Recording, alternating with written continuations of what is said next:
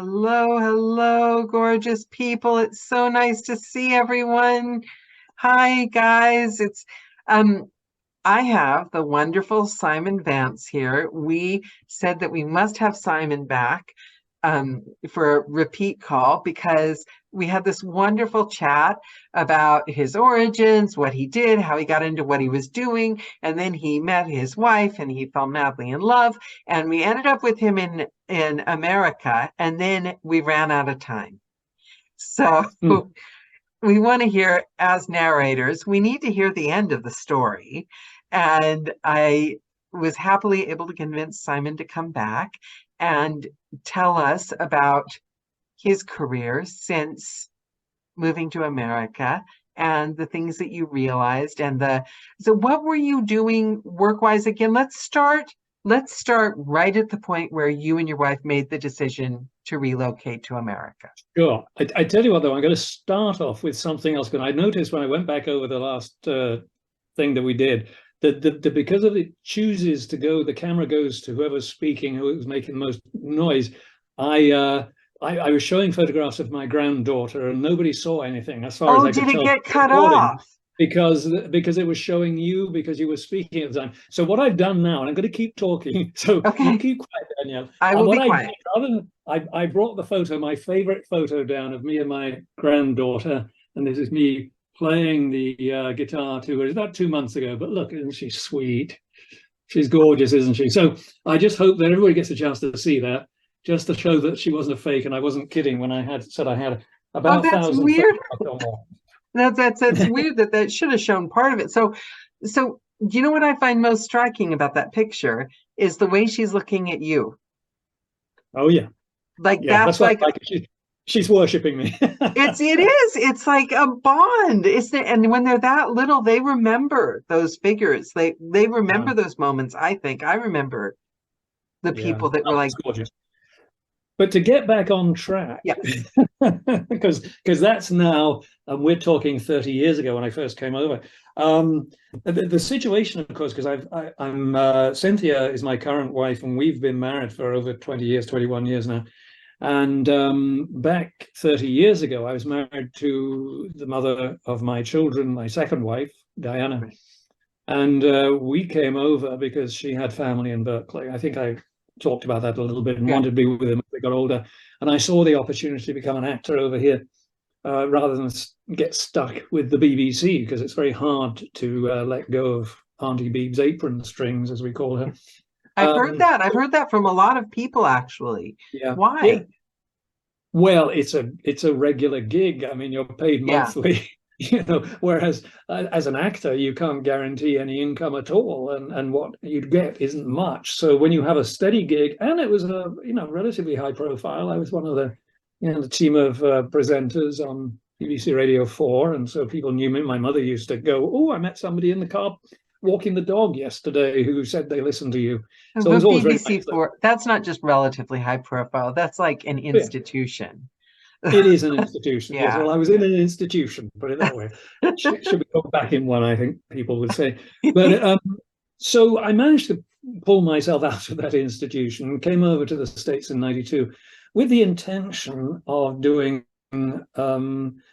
acting. I thought California sounded good. What I didn't think at the time was that it would have been better to move to either New York or Los Angeles, TV or theater, and I ended up in the Bay Area, San Francisco, which has sort of both sort of industries in a very small way, but it's not, it's not built into the DNA there in the same way that it is with LA, and to some extent with Broadway, off Broadway, off Broadway, the opportunities are greater in New York for theater. So, but in the Bay Area, I started doing classes, and I got into doing theater and so on and so forth. What made me what brought me to where I am today was particularly one of my wife's brothers at the time, Larry, had made the acquaintance of a fellow called David Case, who some people might remember from many years ago. Unfortunately, he died about 2005, I think. But he was known, his nom de voix was Frederick Davidson, and he may have had other names as well, but he worked for Blackstone Audiobooks, and he was pretty well known in the industry. but he was this connection with Larry, and he introduced me and said, you can make money doing audiobooks. And up to that point, I'd just done them for the blind and partially sighted at the RNIB in London, Royal National Institute for the Blind's talking book service. And I auditioned for Craig Black at Blackstone Audiobooks, I think probably in 92 or maybe beginning in 93. But they hired me, he hired me, and that was the beginning of my audiobook career. Theatre carried on, and I did quite well. I didn't do the major theatres. I auditioned, I think, for ACT and Berkeley Rep up there, but I did do, over the years, I worked with pretty much all the other major companies, you know, Theatre Works and what's the one, Mill Valley, whatever that one is. I've forgotten. Wait, can I ask you a question at this point? Yeah. Please stop me. Well, no, I'm fascinated by the way different people view different things, and where who we feel that we are comes into it. So as a working actor, and with your background in the BBC, you'd already reached a certain level in your career. So when it came to audiobooks, what did it feel like, just another thing that you were doing to make money? Or did you at any point start thinking, oh, I feel like I'm a narrator and it's this different thing? Was there that separation, or was it like a lot of us, oh, I've got to play, oh, I'm going to do a VO job? Or at some point, did it become like a part of your identity? I think that came much later. At the time, it was like, well, you know, when I was at the BBC, we talked about trying to get away because they pay you a living wage. That was the main thing.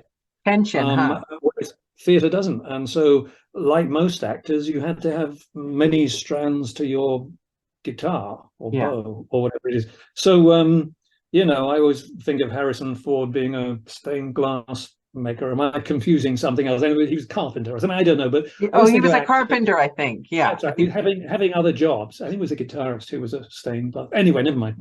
But having other things to do to bring in money, any kind of money. And I wasn't somebody who wanted to work in a restaurant or whatever. So because I spent 8 years recording audiobooks in London for charity, and the fact that I could make money on it, and I knew I could do it in an ordinary way. I didn't think I was particularly good at it. Nobody, because there was no sort of awards for this, that, and the other back in. You don't even get to see, because my first book was RNIB. You don't ever get to hear the book. I've never heard my first few books. Well, there are 2 of them that are available on Audible, and I'll tell you about those later. But that's because Audible bought them from the RNIB in London. Oh, regrettably, I think they're terrible, and they're not under my name. So I'll tell you that later. Okay. I made a point of that because they were very much beginner books for me. But they can be found. I think still. Let me continue. We're all going to be like frantically searching. I know you're going to be looking now, aren't you? I'll tell you. Remind me to tell you later. I'd be careful because Harry's here, and Harry was a librarian. If anyone in the world can find it, Harry can. Sorry, go ahead. But yeah, no, at the time it was about making money to live, and you know, theatre wasn't 100% working all the time. So it was a bit of a surprise that I could make some money, and it wasn't a lot because it was non-union at the time. And in fact, you know, when I did go union eventually, I can't remember when I joined SAG-AFTRA. I could look at my card, but anyway, it was mid-90s or so on. I ended up going FICOR, which they frown on a lot. It was basically so that I could do non-union work, because the audiobook industry was 90% non-union. It was only New York and London that had union contracts for the most part. But I did it, and I started working for Blackstone, and after a couple of years, I started working for Books on Tape, as it were, just before they were bought by Random House. And then a few years later, by 2002 or 3, I started working for Tantor. So the first 10 years, it was a sort of part-time job. You know, I sort of relied on it. When I went through my divorce, which was 96, 97, 98, the separation divorce, and 95, I worked every week of that year in the theatre. So everything was going well then. Things slowed down after that, and I went through, you know, difficult situations. And I remember Blackstone going through a similar difficult situation, and while I was relying on them to pay my bills, they they sent me a letter saying we can only send out one book a month now, and they didn't pay very much. It was $50 an hour or something back then. Wow. But even that was crippling for me, because it was I was getting 2 or 3 books a month, I think. Did you ever consider like getting a waiting gig? I was a horrible waitress. Oh, yeah. In 1998, I think it was, I did a few things. I went to a sort of a seminar thing for air staff, the cabin crew. Oh, I've always wanted to do that. Yeah, I had friends who did it years ago, one who worked for British Airways, and I do like flying, even if you're a flying waiter. I went to a seminar for that, for United. I did was something else, I can't remember what it was, but did you ever do that job? Did you ever?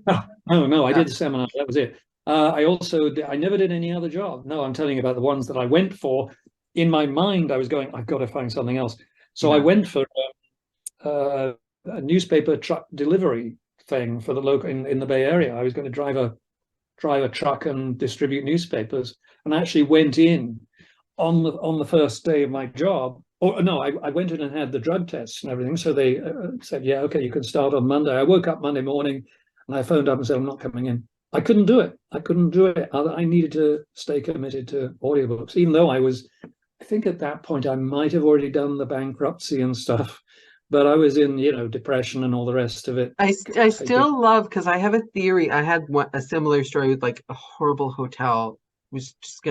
I think your gut my mental excuse at the time was, as time goes by, I was on TV and I would miss Judi Dench. So I can't take this job because it conflicts with my schedule. I literally told them that. I was young. But I think your gut tells you. I think there's some like self-preservation where you don't let yourself commit to something that would be a wrong path, even if you're depressed. There's a thing Neil Gaiman tells about keeping your eye on the top of the mountain, because things will distract you along the way. Now it was a different sort of situation. He knew he wanted to be a writer. I didn't know quite what I wanted to be or do, other than acting, I suppose. And audiobooks is part of that. But his thing was, don't be distracted, because he was offered jobs at the same sort of thing that he was writing, but it was at magazines and so on. He wanted to be independent and stuff. And for me, it was a little like that. Newspaper delivery is so far from performance of any kind. You knew what you didn't want to do. I couldn't do it, because I did actually a few years later. I just remembered now, in 2000, I had a friend who worked for a naming company in Berkeley, and things were so bad in the industry, audiobook industry. I needed to get some money, and the acting wasn't happening much. So I took a job at this company, and they paid me quite well. I think I managed 3 weeks before sitting in an office, working, good people. I love the people there, but it just drove me insane. There was a woman we had cubicles. There was a woman in the next cubicle who would always click her biro, click, click, click, click, click, click, click, click, click, click, when she's thinking. And I'm like, yeah. And it wasn't. What year was this? What year was this? 2000. It's interesting, because we always think of the narrators that started in the audiobook industry when it was young. We always think that you guys had like the golden gloves, like jobs left and right, because there were fewer of you. And it's interesting. And I wonder how many of us would, because we've all done, I was a fish tank cleaner. I was a party line operator. My job was to make sure that people didn't say inappropriate things, because in those days anyone could call. You do what you have to do, but I think you have to have a high enough self-esteem to know. It's a hard thing. We're talking before the iPod, before MP3 players became popular, when the industry was driven by the library market. I had good books, but even you see the difference. When books on tape, I remember David Case, the guy who introduced me, and he would get given as many books as he needed. This was early, mid-90s. Many books as he wanted. He'd have them up on a shelf, and I think Dan Musselman, whatever, down at Books on Tape, would send him a bunch of books, and they'd be old books, new books, histories of this, history of that, and he could work as much as he wanted to. I was with Blackstone, so I just had the one company who was sending me books. Then I was with Books on Tape as well, but then they were bought by Random House. When Random House bought Books on Tape, they stopped sending out so many books. And a lot of the books that had been recorded, stuff I did, were taken off the shelf. Why? Do you know why? Do you know why that changed? Oh, I don't know. They just didn't. I don't know. I have no idea. Just things change, yeah. Things change, and people decide we're not selling enough of this. Just takes up space. Let's get rid of it. This is the old days. We're talking the 90s. But I love this. I love this so much because I love putting it into perspective. Because everyone right now is like, oh my God, the strike, but things just change, and then they change back again, and then they change, and it's what Sean Pratt said. You just keep hanging on. Right? Well, I've always said, and I've said this. One thing I remember from looking at the show that we last did was how much I use my hands on my face and stuff. So I'm doing this all the time, and I looked at it and go, Simon, put your hands down. And I'm doing it again now.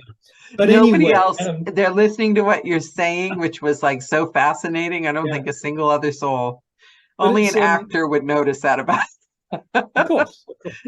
But so I'm going to sit on my hands now. No, I've always said, and it is 50% true, that I don't do this for the money. I never have done this for the money. Any performance, I am fortunate enough to be able to say that. I totally recognize that.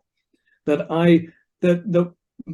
the thing is, I don't know how I'd feel if I was not making enough money to live as an audiobook narrator. I would be looking elsewhere. I'd say, well, then I'm not a performer. I'm not this. If I'm not getting the work that allows me to make enough money to live, then so that might sound a bit harsh to some people. And it's that cliche, but you do what you love. I love doing this. I love it. And we talk about, we'll probably get onto the whole idea of moving back into TV and film acting, which I've done off and on, and the whole strike and the implications, and we'll maybe get into that and stuff like that. But the industry may be turned upside down. There may be less money, despite fighting for more money. There may be ultimately less money because people won't be watching the shows. They're watching TikTok. They're watching this, that, the other. So there'll be less work, less money. Hope you don't quote me on this in big capital letters, but I don't care. If I want to perform, I'm going to find a way to perform, and I don't care. I would like to think I can make enough money. I'm not going to make millions. I don't make millions. I can't make that kind of money doing audiobooks. I'm lucky to be where I am in the industry, but I don't make a huge amount of money compared to what, some VO people make in other parts of the industry. It's Maslow's hierarchy, though. It's Maslow's hierarchy. We each have a responsibility to decide our basic level of what we need to survive. And you can't, until you get that, it's what you said about how being privileged it is. Until you get that basic level, it's different for everyone. Nothing else matters. Once you get the privilege level, and yours could be lower than other people's, then you have to follow your heart. That's, in my opinion, the next level. But I was telling you we were going over our financial stuff, and it's a whole, do you tie your mortgage? How many years are you going to bet? Because the economy's never great. In my experience, when I think about my life, there's never more money. I mean, I look back in like different industries have had this like big growth, but that's why I don't let myself get freaked out about this kind of thing, because there's never more money. But what I have to do is build my skills, determine my level of safety, and know that I'm willing to. You would drive the stupid truck if you stopped having money for food and everything went completely black. You'd find a way. Well, you as many skills as you can get, the many strings to your bow as you can develop, and you will survive. It's convincing yourself. My heart goes out to the people who have, for what reason, whether it's societal class, whatever, race, whatever, that does play into it in many ways, are restricted in what they can do. I'm very lucky, very fortunate, white middle class, whatever, and I got a British accent. Makes a huge difference. So I have the ability to use my skills in many different areas. So I'm very fortunate. For me, my focus is on doing good work. Whatever I do, I want to do the best I can do. And I think that will enable me to to make a living, whatever it is I have to do. And that may be a fantasy world. I may be No, speaking see, I think it's the fantastically next for level. myself, but certainly for I other people, disagree. it may be difficult. Yeah. I don't think it's a fantasy world. I think it's the next level above the hierarchy. It's above the survival level. Now you're focusing on improving. And I think rather than a fantasy world, that act of you consistently showing up and doing the best you can at something you love is making you stronger, which is what will make you survive. I think so. Yeah. Yeah. I mean, accidents happen. So touch wood and everything else, but there are things that can totally knock you off track and so on. Yeah. But the other thing is, optimism is important, state of mind. And I don't mean, again, looking at the world through rose-tinted glasses, but being realistic while maintaining an optimistic attitude really makes a huge difference. Part of the turnaround for me, it took me mid-90s, going back to the mid to late 90s when the divorce happened. And I got depressed. I was on whatever one of those things is that one takes the pills, forgotten the names. It was so long ago now. But did they make you kind of numb, those pills? Because I've heard that they make you. I don't know that it made me numb.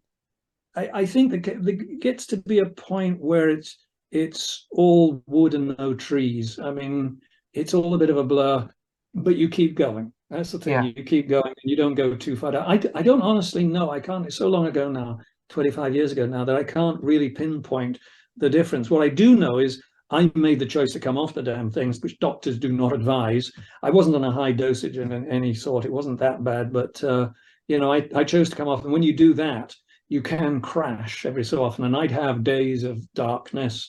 And I still, depression never leaves you necessarily. I mean, I don't suffer from depression in the way that so many other artists and people do, but it does hit me every so often. And it's not the black dog, but it's like, as Churchill described it, but there are days when it hits you and you basically just got to keep going. That's what brought me through.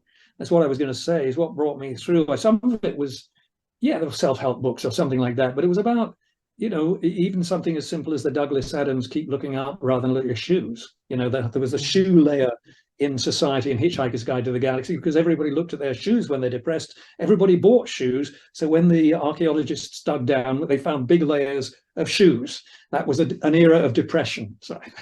Sidetracking into Hitchhiker's No, I think that's fascinating. But in the sense that look up. Just physically look up, because if we're depressed, we often just walk around looking down. Physical things like that, breathing, drinking water, and so on. Well, and I heard that walking physiologically convinces your body on a survival level that you're living. Forward movement convinces your body to keep living. Well, what it became for me was there was a koan or something, one of those things but basically. And I can't remember exactly how it went, but something about, life is duty, duty is life. And by that means, the things we do, put our pants on in the morning, put our clothes on, get out of bed. And if you do it, you have a duty to do these things to yourself and to the world. And that brought me out of my depression at the time. And as in some ways keeps me going when things are not great. And I've got to the point with the audiobooks, doing what I love is a part of it, but I also not doing what I hate. And so my output is much less than many other people's. I've got to an age now, I don't want to waste my time doing bad literature. Unfortunately, I still do to some extent, because we're talking about earning money and surviving, and it still beats driving a truck. But I don't put myself out there to the extent that I could with a lot of independent projects and so on, because quite often those are a crapshoot. You can get some really bad stuff, and I've read some really bad stuff, and it's just no fun. No fun. Yeah, and you'll keep getting it, because quite frankly, you could read like the local grocery store ads and it would be gold. And not just because of the accent, obviously, but do you know what I mean? So, it's a choice you're going to have to make throughout your career. You're always going to be presented with crap. Yeah, yeah.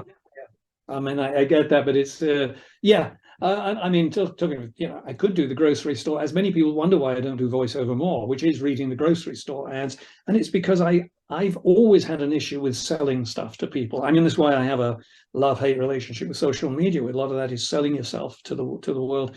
I used to hate. I did a temporary job way back, which was selling stuff on the doorstep for a charity, but it Oh, was bad stuff, and there was a bit of a rip-off involved by the people behind the people making the stuff or distribute.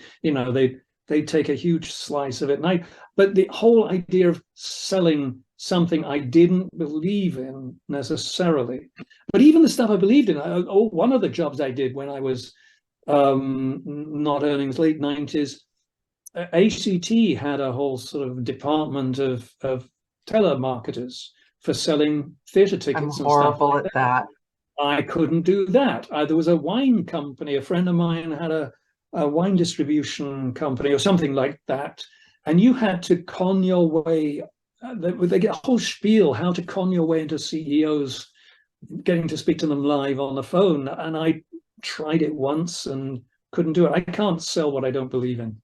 That's the thing. That's the thing. There's a saying. I remember when you remember the end of the last thing you said. Have you got any sayings for people that help? And the one I saw something, and if you ask me for something else, I may find something else. But this one was, you can speak well if your tongue can deliver the truth of your heart. Like John Ford I wrote love that. You can speak well if your tongue can deliver the truth of your heart. And all too often, my tongue, that's all I can deliver is the truth of my heart. I can't deliver. I really would. I have a problem delivering anything else. But on one hand, that's a double-edged sword, because that probably, the fight with depression, not the black dog, but just the level of like rawness, you're always going to have that if your tongue is completely connected to your heart, because the world's going to not like it. The world doesn't like things that are raw, right? But I understand the selling thing, the golden, I'm in awe of some people that can just, they can like what, to sell ice to an Eskimo.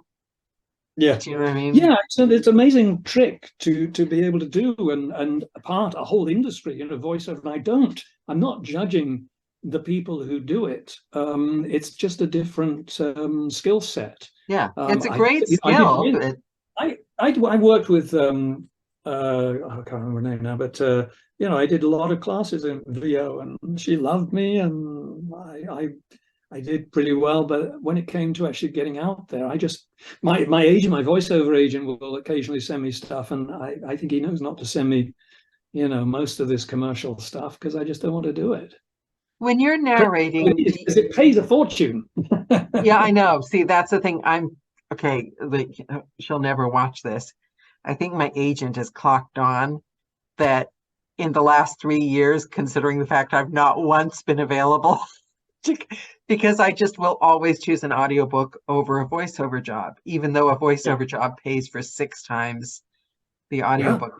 But I'm wondering, does the mood of a book you're narrating ever kind of stay with you during the day or the week that you're doing that job? Like, are there any books that like have impacted you like on a visceral level, that have like, you remember that time of your life because of that book kind of thing? Yeah, I think some books can do that. I learn things in some books that I wasn't aware of, and that can stick with me. There's only a couple of authors I absolutely adore right now that I narrate for. The one I will always mention every time is Guy Gavriel Kay. I absolutely adore his writing. He just there's a book, the one before last. He writes one every 3 years, and it's a sort of it's how does somebody described his work as being a sort of historical story with a turn to the right or something like that. It's a little bit of fantasy in that, just a little bit, but it's based in society. But there was a phrase in it, the book before last. It was something about I can't remember now. Something about the rain misses the cloud, even as it falls to the ground. And it's just a beautiful thought, you know. The rain misses the cloud. That was a book about loss, and there are a lot about. He's about my age, and there's a lot in the books about adjusting to life, loss, home, how we move through life, how it affects us, how choices we make 1 second change our entire lives.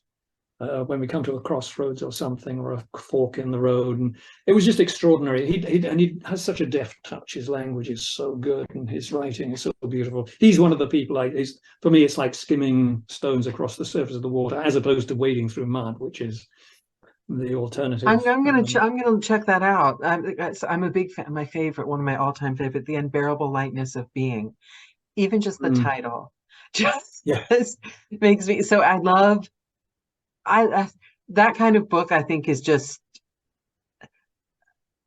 especially at a certain age. I hate to sound I hate to sound like a meme, but I was having a conversation with somebody yesterday who was talking about, oh my God, I've looked back at my life, and we're talking about midlife crisis, right? It was like, I'm 40 and it's not what it was supposed to be. And I realized that I think I'm finally getting over mine midlife crisis, because it felt so weird to even worry about what I thought I was going to be or do when I was 20. It's like a different world. It's like when you're in college and somebody brings up someone that was a babysat you.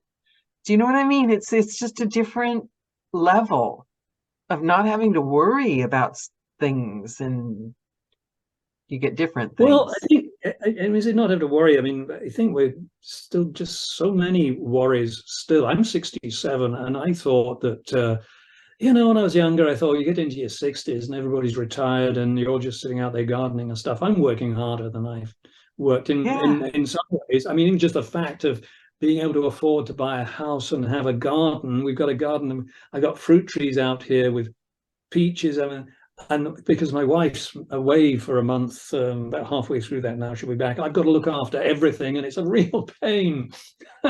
There's so much to be done in a garden, especially when the temperature is 95 degrees every day.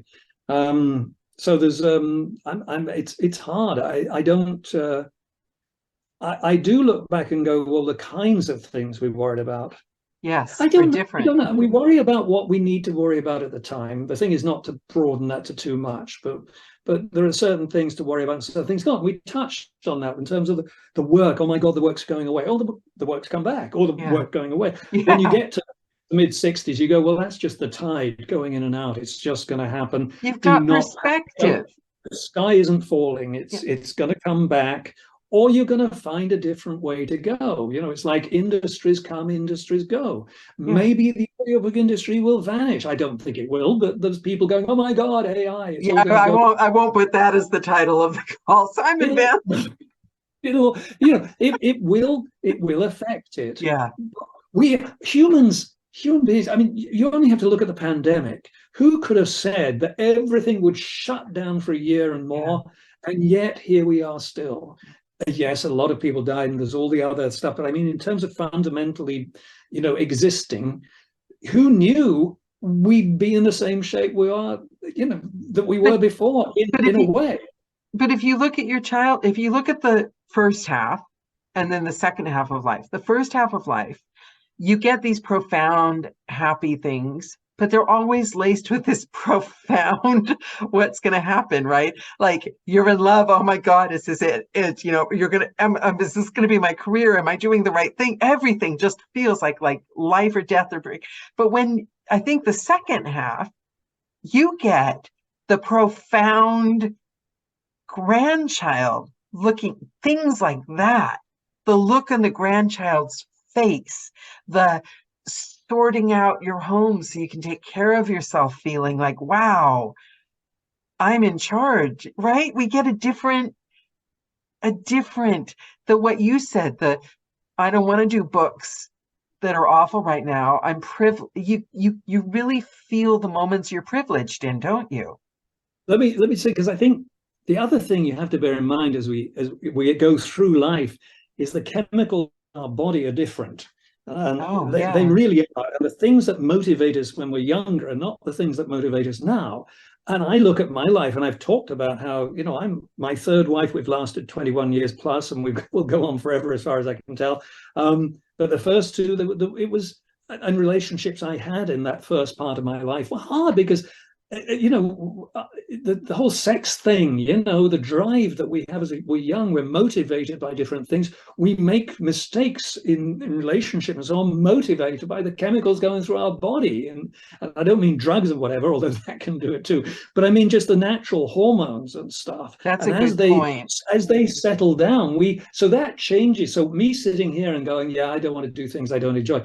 25 years ago, 30 years ago, go, give me, I need to work on that. I need to do this. We're driven differently because, the body is doing different things to us. It's doing different things to our mind. So I think we need to forgive ourselves when we look back on situations. Because I tell you, I'm looking at stuff going, because I look at other people who have managed to avoid the pitfalls of the holes that I fell into along the way, relationship or otherwise, the choices I made. What was it? And a lot of it is the family upbringing. I don't blame my family, but the family upbringing, the society you're in at the time, the school you went to, the friends that you had at the time, how they influenced you and how you made the choices you did. But that's yourself, the second half. That's when you really come into yourself, your second half of your life.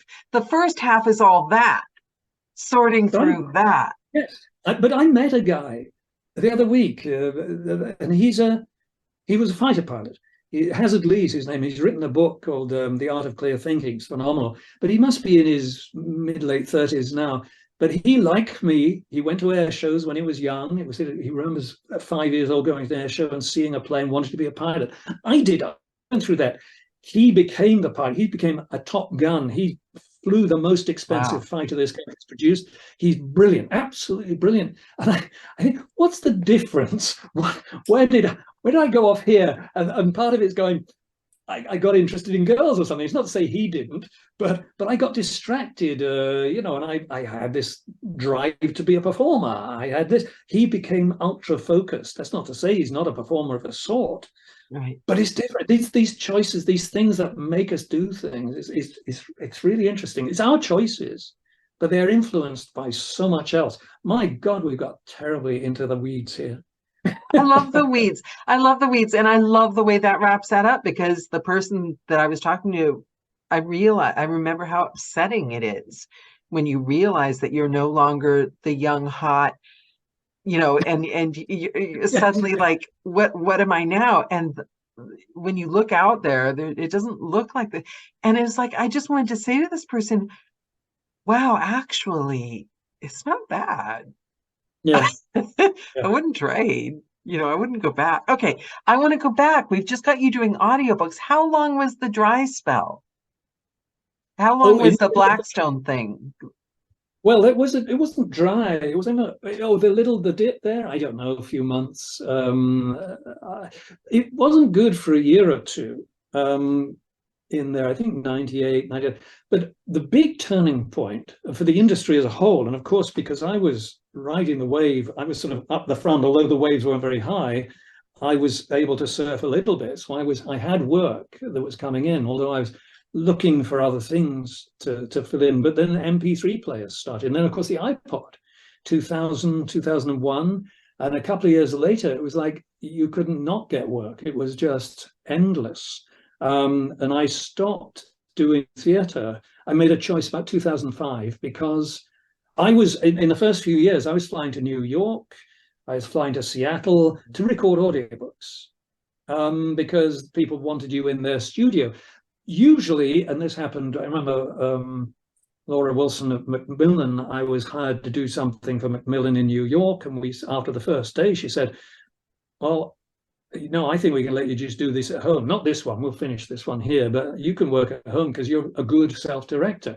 Because by that time, 2004, I guess, 3 or something like that, I'd had 10 years experience here and the 8 years in England. So I knew what it took to narrate an audiobook, and I'm a good self-director, which is why a lot of these people, a lot of the companies allow me to do my stuff at home without a director online. But that was happening. But I was going to places, and I couldn't do theatre at the same time as be available to do audiobooks, and audiobooks was paying me more money per hour, so to speak, per week or whatever. Are you still with you've broken up with your ex-wife, but you're not with your new wife yet? Well, it's sort of about the same time. I broke up my second wife we separated in 96. The divorce came through in 98. At the end of 98, I did a play, Betrayal, Harold Pinter's Betrayal, which is a beautiful play. And that's where I met Cynthia, although we had met at auditions before without realizing it. We checked our notes beforehand, and we passed in the corridors and something a couple of times in the Bay Area. But we met, doing Betrayal. We did a play, The Real Thing, at Theatre Works after that. Not Theatre Works, Mill Valley, whatever that company. It's just Mountain View. Anyway, no, can't remember the name. But we did A Real Thing. So, and we connected really quickly. But I had gone through one marriage with a strong woman. I'd gone through another marriage with a strong woman. And I'm very aware of this circle that we move in. We tend to keep repeating things in our lives. And I had, after my first wife, I met my second wife. I got a friend in between us. And then I met Cynthia, and I was a little worried that I was going to do this thing again. So I kind of broke her heart. I said, look, we got to back off, because I might be friends, but I want to stop this relationship, because I need to do a little. I don't think I put it like this, but it was really, I had to do some more self-examination. So we were friends for over a year or so. Good friends, but we weren't dating, so to speak. And then it just. But did she still like you? Did she? Oh God, yeah. We were good friends. Yes, I checked off 2 out of 3 of her needs. She wanted an English boyfriend who played a guitar and rode a motorbike. I don't ride a motorbike, but I had the other 2. So the thing was, for me, I got one night, I think I made one of those lists of what do I want in relationships? When you get desperate, you go, okay, Simon. What do I want? So I wrote down all these things, and I realized Cynthia checked off most of them. So I went back to her and took her out one night, and we sat, and I said, I'd like to keep going, have another go. And so we did, and that was at a year and a bit. She waited. And I think the following year, I did a tour of France with Word for Word, a theatre company. We did a monthly, every year they went over to the American libraries in various parts of France and performed their style of theatre. And we took a play over there, Friend of My Youth, it was. And Cynthia and I were separate for about 3 weeks. Then she came over, and we said to ourselves, if we survive this separation for 3 weeks and we're still every bit as much in love, we're probably set for life. Oh. So she came back. I didn't propose to her then, but I proposed to her at the end of that year, end of 2000, or it must have been that. But we aimed to get married in October of 2001, and we married the day before the US invaded Afghanistan. I think that was it, something like that. But it was very exciting times. But we married at the end of 2001. Our anniversary is September 11th, so I got you beat. Oh, there you go. We avoided that. I wonder if that imposed break that you put on, if the whole time she knew you guys were going to get together eventually. I don't know. She had a very difficult relationship beforehand, or one that ended, our long relationship, not marriage, but she was with a guy for a long time, which ended not very well. And I think she had a lot of doubts about, relationships and so on. So that's good. So you were both. We were good. But yeah, it's just got better and better in a way, I think, as the hormones declined or something like that. I don't know. We've become very, I think, I had a friend of mine who he got married about the time I was in my first marriage. That's right. And I asked him, how did their relationship survive all this? Because they're still married now. He said, well, we talk a lot.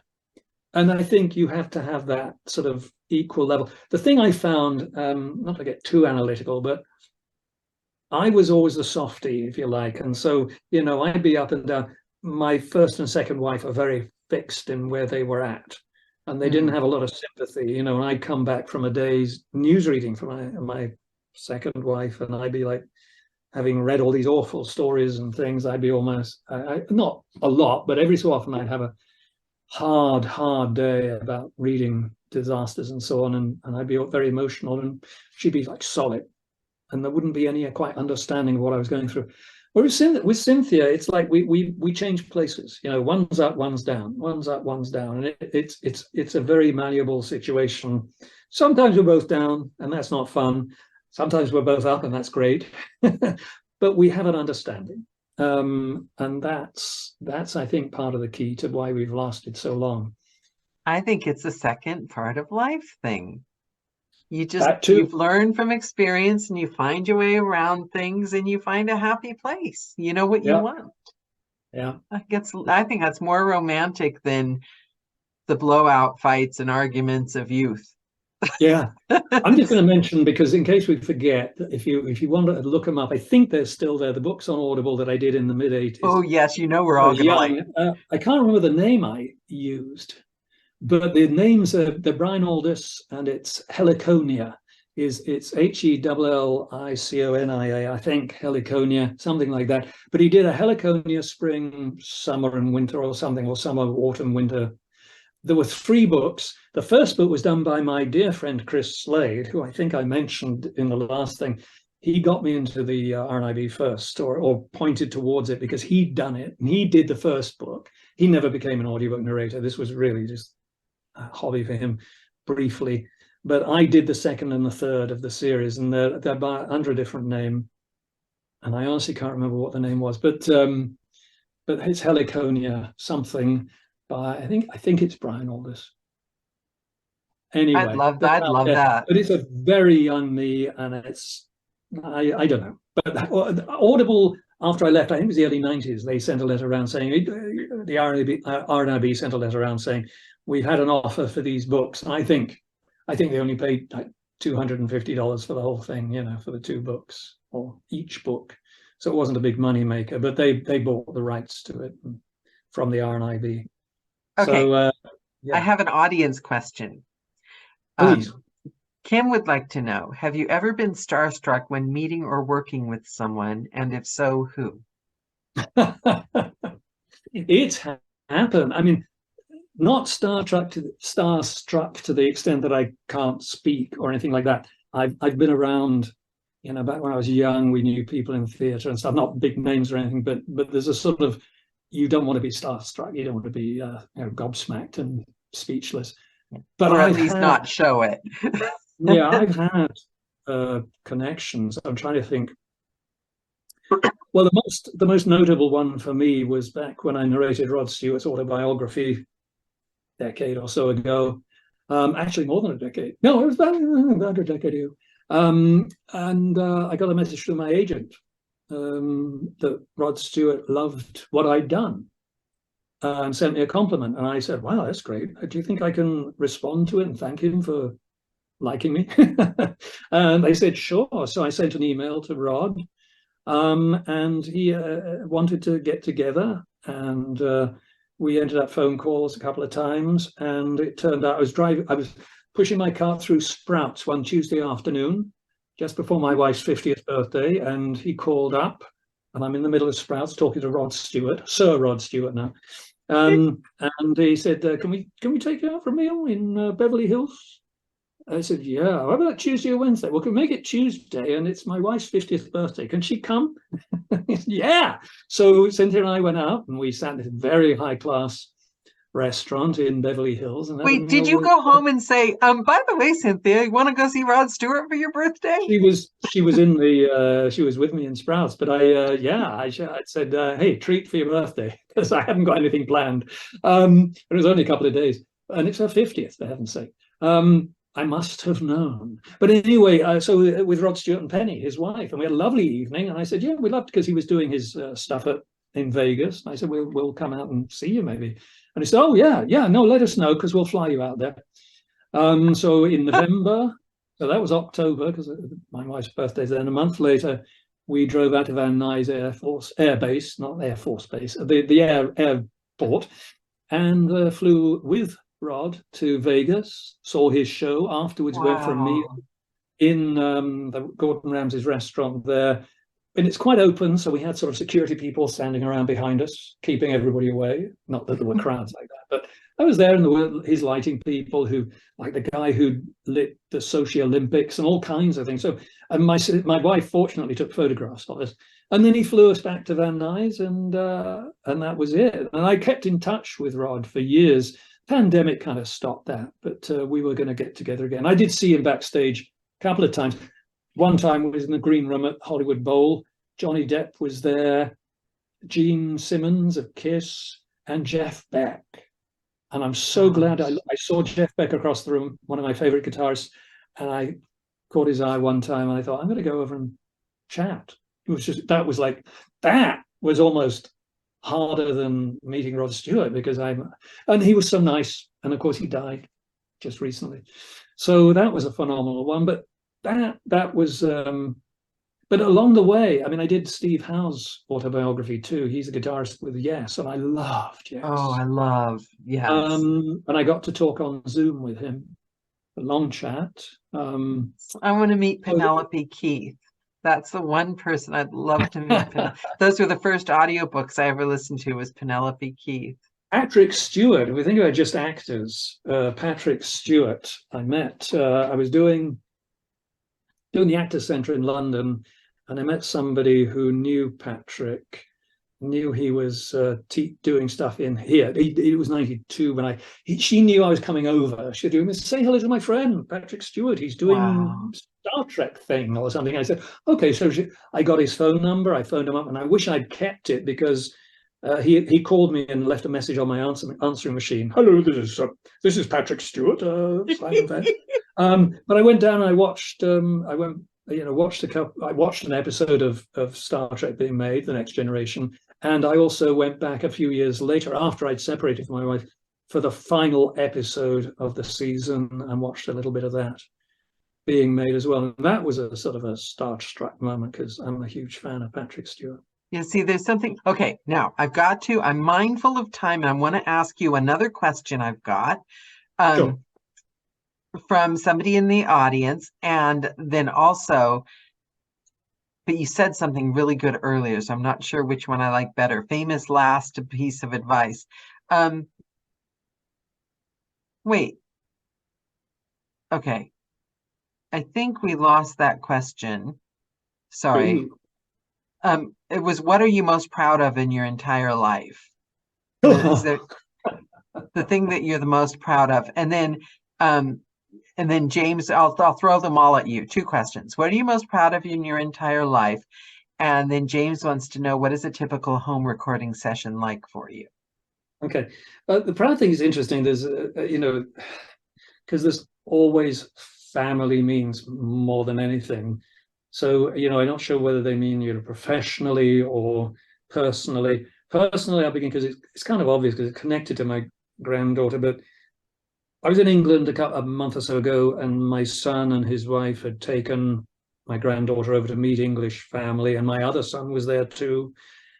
And I made a point, they were there with their mum, who has sort of had a central flat, but for a couple of days they came. I rented an Airbnb farmhouse in the country. It sounds big, but it's actually smallish, but it was lovely in Oxfordshire. And one evening, both the boys we were sitting around, and they would just talk to me about how grateful they were for me, that I had been a good father to them, despite all the traumas, because they're 33 and 27, so they were very young when they divorced, 7 or 8. So but I kept in touch, and I kept giving them the best I can do, as it were, and they just let me know how much I meant to them, and that's probably made me the proudest I've ever been in my life. For professionally, that's a hard one, because there's so many things that are good. I look back and I'm sometimes a bit gobsmacked about, wow, how did I do that? 2 things. One, in theatre. I did David Hare's Via Dolorosa, which is a 90-minute monologue, one-man show. He'd rewritten it. He wrote it in the 90s. He rewrote it a bit for 2001 or something, and I did it in 2003. And it's basically, he, as an author, he visited the Middle East, and he met like 10, 15 people, wrote them into this piece, and I did the piece, and I played it around the Bay Area a while. We did it in a lot of different places, Muslim centers and Jewish centers and stuff like this. And I'm very proud of that. And I look back and go, 90-minute monologue, how did I do that? Yeah. And the other one is, I think in a similar vein, although it could apply to so many different books, was Alan Moore's Jerusalem, which was 60, 70 hours. I did that over a month, June 2016. And just before it, I flew to England. I did a 4-day flight. I flew out on a Monday, landed on a Tuesday, met Alan Moore Wednesday in Northampton, which the book was about that and the history of it, and flew back on Thursday. I started recording on the Friday. And you know, doing that, actually doing it and doing this book, you know, it was an astonishing book. It did get recognized with awards, so I'm pleased with that. And you gave your all. That's the common denominator between the two things. Like, you know, I wasn't going to go over, and because I got the offer, and I called Neil Gaiman because I'm sort of friends. That's another starstruck moment, I suppose. But I chatted to him, and he said, "Can I introduce you to Alan?" And I love that. I love it. I mean, you should go over there and spend some time with him, because it's the book he's written about all he's writing is about his hometown, Northampton. And I didn't think I could. And then I just, as it got closer and closer and closer, I thought, oh God, if I'm going to do this the way I need to do it, I need to make that personal connection with Alan Moore. You know, when you get a living author, it's like you've got to do what you can with a book as important as that. You know, your average thriller and stuff, maybe not, but with this one, very personal book for Alan Moore. So I needed to make that connection, and I finally said, I can find 4 days here. And I had air miles, and I flew for the first time in my life. I flew business class on Virgin Atlantic. It was such a joy, because I knew I had to come back and record immediately. So I needed the best I could. So I used all my air miles, because I wasn't being paid. The company didn't pay me to do this. This was totally. Think about your audience, though. We're all narrators. We're all sitting here going, someday.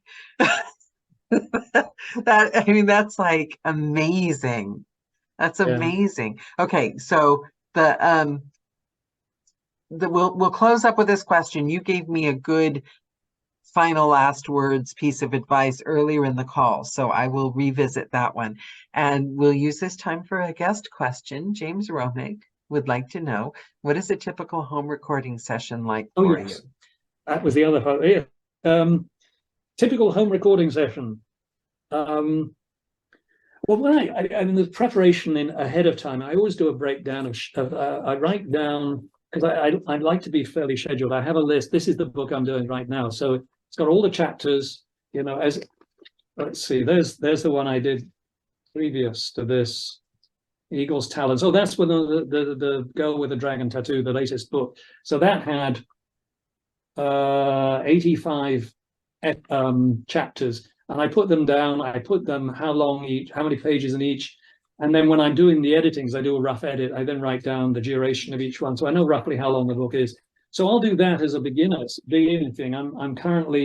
I have edited to chapter 17 on the one I'm doing, and I've recorded 4 chapters that I haven't edited, and I've got another 8 or so chapters, 7 or 8 chapters to do, which I hope to finish over the weekend. So that's part of my prep. So every day, and I will break that down and go, I can do this much today, this much, so I know how long it's going to take me roughly. Yeah. I will then, I got on my iPad, which has either been on charge or had enough charge left from the day before, so I pick that up, put that down. Depending on whether I've got pronunciations, I'll put those up in front of me on the computer screen as well. I will. These days, I used to do like 3 sessions. I try to get 3 hours done a day. So I do get 2 hours done in the morning and an hour in the afternoon, leaving the rest of the day for all the other work that we have to do around this. You mean now 2 hours in the booth or 2 finished hours? 2 finished hours, which is about 2.5 hours. Yeah, so 2.5 hours or less in the booth. Because I do an hour, it takes about an hour and 10 minutes, isn't it? An hour and 5. Wow, so, that's brilliant. That's like, you're like my hero as of this moment. Well, it doesn't take me very long. So, I mean, God, that's 30, 40 years of experience. But I'll go in, I'll try to go in around about 9 a.m. And I will break it down, as I say. I take a break after each chapter or a couple of chapters, depending on how long they are. come out, breathe, walk around, take a drink of water, go back, do another one. And these days, as I say, I'm trying to do just 2 hours a day, unless I'm really pushed, which hasn't happened for a while. So 2 hours a day, and then I've got the rest of the day to do the shopping and the gardening and the checking on the peach trees and stuff. Do you take weekends off, or like a day between books, or how? Well, the between books usually takes care of itself in terms of scheduling. But I don't take, I take weekends off unless I can't. And if I'm a little behind now, I'd hope to finish this one today. I had hoped to finish it today, but I got behind. Some other things happened last week. I can't remember what. I have a very, I do this, I have it sort of set, but it's very loose. So if I want to adapt, I can. I have an acting class on Saturday mornings. I've just restarted another on Wednesday evenings. I've been doing a lot of self-tape challenges, which is they drop a script at 7 p.m. I record the script and send it up 7 p.m. the next day. I've got my little set. This is where I normally put my camera. I don't know if you can see this. Okay, so I have this thing sat on the side of my studio. The camera that I'm looking at now sits on here, and I drop that blue screen up there down, and I record the video and I edit it. That takes up a lot of time, but that's part of my push to get good, to be able to go back into TV and stuff. Yeah. And stream. We never did get into the strike, which I know. Well, I might need to stalk you. This is my strike beard. I started this with the writers' strike. I went out on the picket lines for the writers. I haven't managed to get out on the picket lines for the actors yet, because I am SAG-AFTRA. But because, of course, we're working and our contracts are not affected by the strike. So, but I think we did get into it, though. I think we said the important thing, because we talking about. We'll have to do a part 3. Yeah, we will. I've already got 100 questions. Maybe after the strike is over. Yes. And also, I love the fact that you're using this time to prepare, so you'll be ready to launch completely by the time it is over. Yeah. Well, that's the great thing about this, that it does give me that space to do stuff. But I'm very hopeful it'll work out, and that there will actually be some pay at the end of it, because I won't do it for nothing. I mean, I do it for love, but I won't do it for nothing. Yeah, and nor should you. This is love is enough, in my opinion.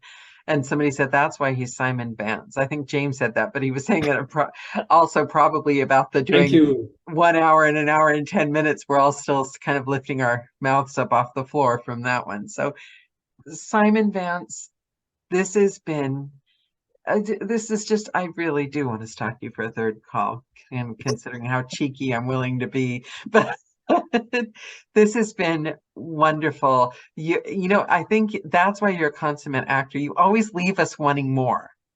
we should do that movie same time next year. So we'll do it this year. Next August. Yes, definitely. Thank you so much. I hope you have a wonderful, wonderful rest of the summer, and it's been a joy and an honor. I think I can say with all confidence, this was the call we needed right now. Thanks, Daniela. It's been a joy chatting to you. Thank you. I'll stop moving my hand about my face now. No, it makes you look like a serious actor. A serious actor like this, yeah. Perfect. I love it. Thank you. Thank you. Thanks, everyone, for joining, you guys. Bye. Thanks, Simon. Bye, everyone.